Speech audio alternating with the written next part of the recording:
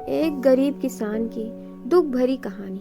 एक बड़ा ही धनवान आदमी एक गांव में रहता था। जैसे कि ज्यादातर पैसे वालों को घमंड होता है, वैसे इस धनवान सेठ को भी अपने पैसों का घमंड था। वह जिस गांव में रहता था वहां पर ज्यादातर लोग किसान थे। इन सभी किसानों के पास जितनी जमीन थी उससे कई गुना ज्यादा जमीन इस सेठ के पास थी। कई गरीब किसान तो इसके लिए इसके खेतों में काम करते थे। इसी गांव में मोहन नाम का एक बड़ा ही मेहनती और सच्चा किसान रहा करता था। मोहन का परिवार थोड़ा बड़ा था। उसके परिवार में उसके बूढ़े माँ बाप, पत्नी और 3 बच्चे थे जो अभी काफी छोटे थे। मोहन के पास ज्यादा जमीन नहीं थी, लेकिन जितनी भी थी उसमें वह कड़ी मेहनत करता और अपने परिवार का पेट पालने लायक अनाज उगा लेता था। बाकी के किसान भी यह देखकर हैरान रह जाते कि कैसे कोई इतनी मेहनत करके इतनी सी जमीन में इतना ज्यादा फसल उगा सकता है। एक वर्ष उस किसान के गांव में काफी ज्यादा बारिश हुई, जिसके चलते कई किसानों की फसलें बर्बाद हो गईं, जिसमें से एक मोहन भी था। मोहन अब बहुत धर्म संकट में पड़ गया, क्योंकि उसके परिवार में उसके अलावा कोई और कमाने वाला नहीं था। अपने परिवार को भूखा मरते हुए वो देख नहीं सकता था। वह जानता था कि इस गांव में अगर कोई उसकी मदद कर सकता है तो वह वही घमंडी सेठ है, जिसने गांव के कई अन्य गरीब किसानों को या तो कर्जा दिया है या तो अपने यहाँ काम पर रखा हुआ है। हाथ पर हाथ धरे बैठे रहने के बजाय उसने इस सेठ के पास जाने का फैसला किया और एक दिन उसके पास पहुंच गया।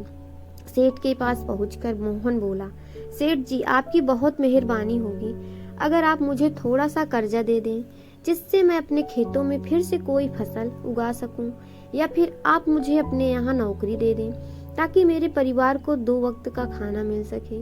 घमंडी सेठ को उसकी इन बातों से कोई मतलब नहीं था, लेकिन गांव के सारे लोगों की तरह वह भी यह जानता था कि मोहन कितनी मेहनत करता है और जिस भी खेत में काम करेगा वहाँ वह दोगुनी फसल उगा सकता है।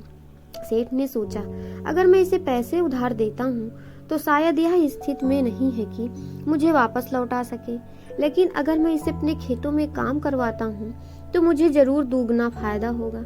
सेठ मोहन से बोला, देख भाई, पैसा तो मैं तुझे दूंगा नहीं, और मेरे पास अभी खेतों में काम करने के लिए कई किसान पहले से मौजूद हैं, लेकिन तुझ पर तरस खाकर मैं तुझे अपने खेतों में नौकरी देता हूँ, पर मैं तुझे इसके लिए ज्यादा पैसे नहीं दूंगा। बाकी किसानों को मैं 300 देता हूँ, मैं तुझे 200 ही दे पाऊंगा। मरता क्या ना करता। मोहन ने सेठ की शर्त मान ली और उसी दिन से सेठ के खेतों में काम करना शुरू कर दिया। 2 महीनों तक नियमित वो सेठ के खेतों में जाकर कड़ी मेहनत करता और देखते ही देखते 4 महीने का काम उसने अपनी मेहनत से 2 महीने में ही खत्म कर दिया। सेठ उसके काम से काफी खुश था, लेकिन वह कभी इसको जताता नहीं था। जब सेठ ने देखा कि उसका खेतों का काम अब खत्म हो चुका है, अगर वह मोहन को काम से निकाल देता है तो उसके 2 महीने के पैसे बच जाएंगे, तब सेठ ने मोहन को काम से निकालने का फैसला लिया।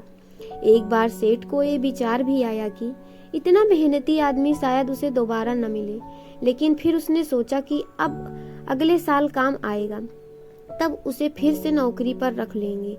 आखिर इस गांव में उसके अलावा है ही कौन जिसके आगे ये लोग उसके हाथ फैलाएंगे। एक दिन सेठ ने मोहन को अपने पास बुलाकर उसको उस दिन का पैसा दिया और साथ में यह भी कहा कि कल से तुमको काम पर आने की जरूरत नहीं है। अब मेरे पास तुम्हारे लिए कोई काम नहीं बचा है। जब मेरे पास काम आएगा तो मैं तुम्हें बुला लूंगा। यह सुनकर मोहन का दिल बैठ गया।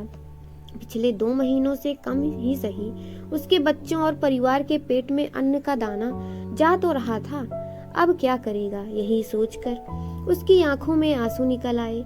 मोहन ने सेठ के पैर पकड़ लिए और गिड़गिड़ा के सेठ से कहने लगा, मुझे काम की बहुत जरूरत है, मुझे मत निकालिए। अपने मतलब से मतलब रखने वाला सेठ टस से मस ना हुआ। उसने खरी खोटी सुनाकर मोहन को वहां से चलता कर दिया और मन ही मन 2 महीनों की तनख्वाह बचने से खुश होने लगा। अगले दिन जब सेठ सवेरे उठा और अपने गांव में आंगन में आया तो उसने देखा कि मोहन उसके आंगन में बैठा है। सेठ ने उसको पास बुलाकर पूछा कि क्या हुआ, तुम क्यों यहाँ पर बैठे हो? मोहन बोला, सेठ जी मुझे वापस काम पर रख लीजिए।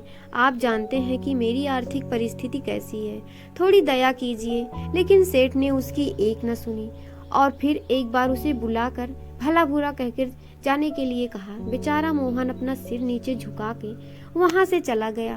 अगले दिन फिर यही घटना दोहराई गई। मोहन फिर सेठ के आंगन में बैठा था। सेठ ने फिर उसको वहां से जाने के लिए कहा। यही घटना अगले कई दिनों तक चलती रही। अब तो मोहन सेठ के काल पर भी वहां से नहीं जाता और वहीं पर बैठा रहता था। एक बार सेठ ने उससे पूछ लिया, तुम कैसे आदमी हो? मैं तुम्हारा इतना अपमान करता हूँ, लेकिन तुम्हें कोई फर्क नहीं पड़ता। तब मोहन ने सेठ से कहा, बुरा तो बहुत लगता है सेठ जी, लेकिन जब घर जाता हूँ और भूख से बिलखते अपने माँ बाप और बच्चों को देखता हूँ, तब यह अपमान मुझे कुछ भी नहीं लगता। इतना सब कुछ होने के बाद भी सेठ का दिल जैसे पत्थर का बना हुआ था। उसने मोहन को अभी तक काम पर नहीं रखा और ना ही उसका ऐसा करने का कोई इरादा था। एक दिन सेठ ने सोचा कि कुछ दिनों के लिए किसी और गांव में चला जाता हूँ ताकि मोहन से पीछा छुड़ा सकूं। अगले दिन मोहन के आने से पहले ही सेठ अपने सपरिवार को लेकर अपने किसी संबंधी के यहाँ चला गया और वहाँ पर 10 दिनों तक रहने के बाद फिर अपने घर वापस लौटा। घर लौटते ही सेठ ने आसपास हर जगह नजर दौड़ाई तो पाया कि वहाँ पर अब मोहन नहीं था। सेठ ने सोचा, मेरी तरकीब काम कर गई, लगता है मोहन से अब पीछा छूट गया है। हालांकि अब सेठ के द्वार पर मोहन नहीं बैठा था, लेकिन मोहन का विचार अभी भी सेठ के मन में घर कर बैठा था। सेठ सोच रहा था, मोहन इतनी जल्दी हार मानने वाला आदमी तो नहीं दिखता है। उसके साथ क्या हुआ होगा?